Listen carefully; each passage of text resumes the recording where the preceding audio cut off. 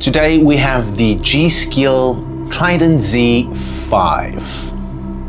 RGB. Now this is a 32 CL kit, which should give quite low latency when it comes to gaming. This is a DDR5 kit. It's 32 gigs.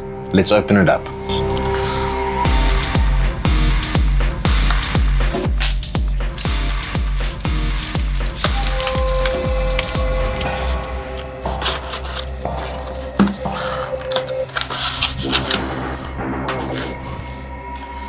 Okay, so we get a G.Skill sticker and we get a G.Skill QR code, which helps us set the XPO or the XMP, depending if you're going to be using this on Intel or AMD.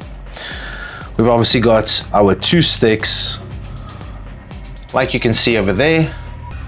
This is quite nice in terms of how it looks aesthetically so far.